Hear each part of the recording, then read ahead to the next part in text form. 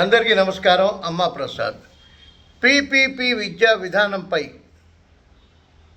వైఎస్ఆర్సీపీ ఎంపీలు వెళ్ళడం, నిర్మలా సీతారామన్ గారిని కలవటం, ఆవిడ గడ్డి పెట్టడం కూడా బాగా జరిగిపోయింది.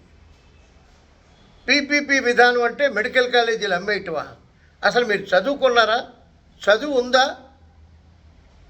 పీపీపీ విధానం అంటే పబ్లిక్ ప్రైవేట్ పార్ట్నర్షిప్. సంపన్నులు ముందుకొచ్చి వాళ్ళు సమాజంలో మెడికల్ కాలేజీల నిర్మాణంలో భాగస్వామ్యులై దాన్ని అభివృద్ధి చేయటం. ఇవాళ చూడండి, ఏ ప్రైవేటు మెడికల్ కాలేజీలోనూ కార్డియాలజీ, న్యూరాలజీ లాంటి విభాగాలు, ప్రముఖ విభాగాలు ఉండవు.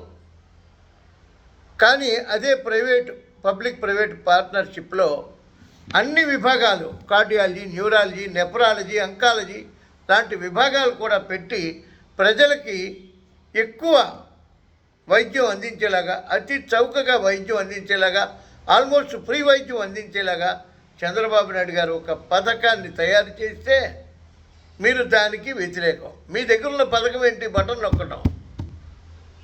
నొక్కడం కాదండి. మంచి విద్య, మంచి వైద్యం, రోడ్లు, పరిశ్రమలు, రాజధాని, పోలవరం, ఇది చంద్రబాబు నాయుడు గారి విజన్. పరిశ్రమలు తేవటం, 18 నెలల్లో ఎంతో అద్భుతాలు చేసి చూపించారు. రాబోయే 2 సంవత్సరాల్లో ఆంధ్రప్రదేశ్ తలరాత మారబోతుంది. జై తెలుగుదేశం.